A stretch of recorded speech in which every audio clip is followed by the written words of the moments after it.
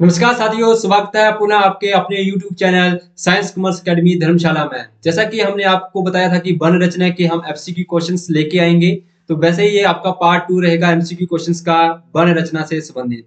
तो देखते हैं वर्ण रचना के और ज्यादा कौन-कौन से क्वेश्चन किस प्रकार से बन सकते हैं। तो सबसे पहला क्वेश्चन है आपका कि निम्नलिखित में से अंतस्थ व्यंजन कौन सा है या फिर अंतस्थ कौन सा है।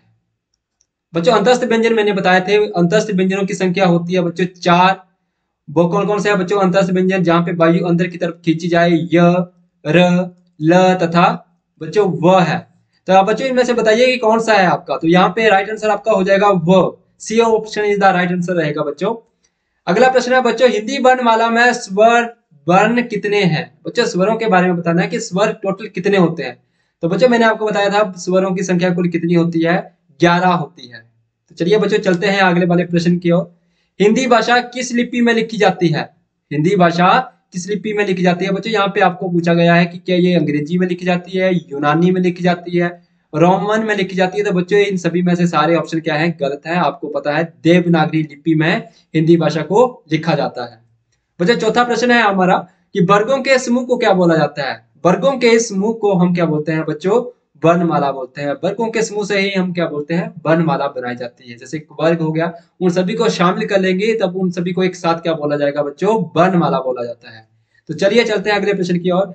हिंदी भाषा में वे कौन सी ध्वनियां हैं जो स्वतंत्र रूप से बोली या फिर लिखी जाती हैं? बच्चों मैंने जब आपको स्वर पढ़ाया था तो मैंने आपको बताया था कि स्वर ऐसे होते हैं जिनका स्वतंत्र अस्तित्व होता है। तो बच्चों स्वतंत्र अस्तित्व यानी कि स्वतंत्र रूप से बोली या फिर लिखी जाती हो, जहां पे ना तो कोई व्यंजन आएगा ना ही कुछ अन्य कोई पार्टिकुलर चीज आएगी। अब बच्चे इसका आंसर रहेगा आपका स्वर रहेगा। चलिए अगले प्रश्न की ओर।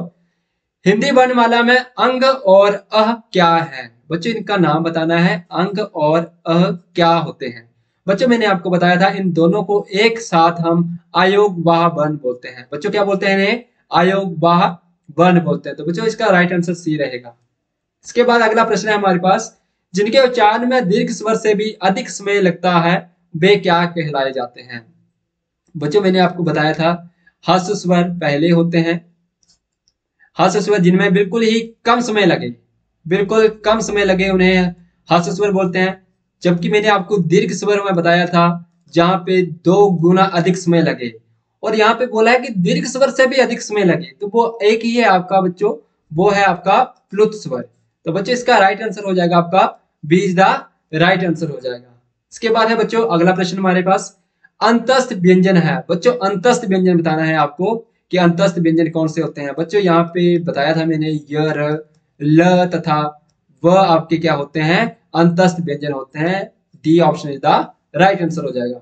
इसके बाद अगला प्रश्न है बच्चों हमारे पास उत्क्षिप्त व्यंजन है। इनमें से आपको बताना है बच्चों उत्क्षिप्त व्यंजन क्या होते हैं। बच्चों मैंने आपको एक नाम बताया था कि इसका एक अदर नाम भी रहता है द्विगुण व्यंजन। वर्ण रचना में मैंने आपको बताया था जब हमने व्यंजन के पार्ट्स पढ़े थे, तो ये पांचवा भेद था बच्चों, पांचवा भेद था जिसके जिसके कितनी संख्या होती है? 2 संख्या होती है। कौन कौन से आपके? ढ तथा अढ़। बच्चे इनके नीचे बिंदी लगाई जाती है, तो इसका ध्यान रखना, इनके नीचे बिंदी लगाई जाती है। इसके बाद अगला प्रश्न हमारे पास बच्चों, अगले प्रश्न की ओर चलते हैं। देखिए जिनके उच्चारण में स्वतंत्रियों में कंपन ना हो वे कहलाए जाते हैं। बच्चे जिनमें ऐसे वर्ण जिनके उच्चारण करने में बिल्कुल भी कंपन पैदा नहीं होगा उन्हें हम अघोष वर्ण बोलते हैं। बच्चों क्या बोलते हैं? अघोष वर्ण बोलते हैं। ये भी हमने अच्छे से पढ़ा है। इसके बाद अगला, निम्न में से अल्प प्राण व्यंजन कौन सा है? बच्चों अल्प प्राण पूछा है। अल्प यानी कि बिल्कुल कम, और प्राण यानी कि वायु, जिनमें कम वायु प्रयोग में लाई जाती हो उन्हें हम अल्प प्राण बोलते हैं। तो मैंने बताया था पहला, तीसरा, पांचवा वर्ण आपका प्रत्येक वर्ग का अल्प प्राण कहलाया जाता है। तो ख आपका दूसरा वर्ण है वर्ग का, ये आपका तीसरा वर्ण है, ये चौथा वर्ण है, और ये आपका दूसरा वर्ण है। तो बच्चे तीसरा वर्ण देखो कौन सा है? ग है। तो बच्चों इसका B is the right answer हो जाएगा। इसके बाद अगला प्रश्न, निम्न में से घोष वर्ण कौन सा है? बच्चों घोष वर्ण बताना है आपको। घोष वर्ण अभी मैंने आपको बताया जिनमें कंपन पैदा होगा। बच्चों कंपन तो कौन कौन सा है? बच्चों ट्रिक्स के माध्यम से हमने पढ़ा था, तीसरा, चौथा, पांचवा वर्ण प्रत्येक वर्ग का। तो बच्चों देखो ज, आपका तीसरा वर्ण आता है, पहला वर्ण है क, च भी आपका पहला बन, ये भी आपका पहला बन है वर्ग का, तो यहाँ पे राइट आंसर हो जाएगा आपका ज, ए इज द राइट आंसर। इसके बाद है बच्चों संघोष बन कौन सा है? बच्चों घबराना नहीं है यहाँ पे कि संघोष क्या आ गया है, यहाँ पे घोष को ही संघोष बोलते हैं बच्चों। बच्चों घोष को ही संघोष बोलते हैं, तो यानी कि यहाँ पर भी तीसरा, चौथा और पांचवा वन हमें देखना है कि कौन सा है। तो यहाँ पे देखो बच्चों, प हम पहला वन हम मानते हैं, ये दूसरा वन है, त थ आता है, उसके बाद हम पढ़ते हैं प फ भ, ये वाला तीसरा वन आता है, श श, ये वाले आपके ऊष्मीय व्यंजन रहते हैं जो यहाँ पे जिनमें कंपन क्या होता है, पैदा नहीं होती है, तो ये वाला बिल्कुल भी नहीं आएगा। तो राइट आंसर हो जाएगा आपका सी इज द राइट आंसर। इसके बाद है ऊष्म व्यंजन कौन सा है? बच्चों मैंने बताया था ऊष्म यानी कि ऊष्मा उत्पन्न हो, तो ऐसे कौन से वर्ण है जिनमें ऊष्मा उत्पन्न होती है? तो बताया था इनकी संख्या 4 होती है। श है आपके पास, षटकोण वाला श है, स है तथा ह है। बच्चों देखिए इनमें से कौन सा है? तो पहला ही option is the right answer हो जाएगा आपका। चलिए चलते हैं अगले प्रश्न की ओर कि वह व्यंजन है।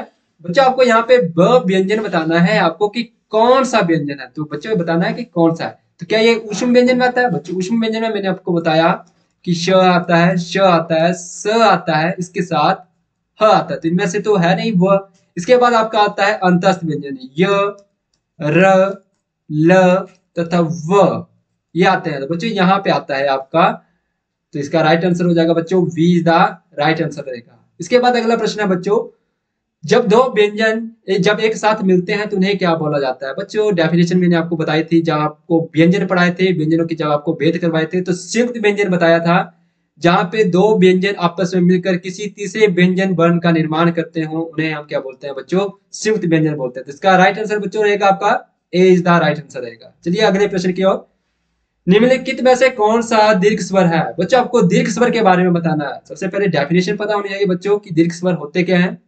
जहाँ ऐसे वर्ण जिनके उच्चारण हर्ष स्वर की अपेक्षा 2 गुना अधिक समय लगता हो, उन्हें हम दीर्घ स्वर बोलते हैं। संख्या मैंने आपको बताई थी कितनी होती है, इनकी 3। तो यहाँ पे मैंने बताए थे आपको आ है, बड़ी ई और बड़ा ऊ आपका क्या हो जाएगा? दीर्घ स्वर होते हैं, तो इसका यहाँ पे राइट आंसर आ रहेगा।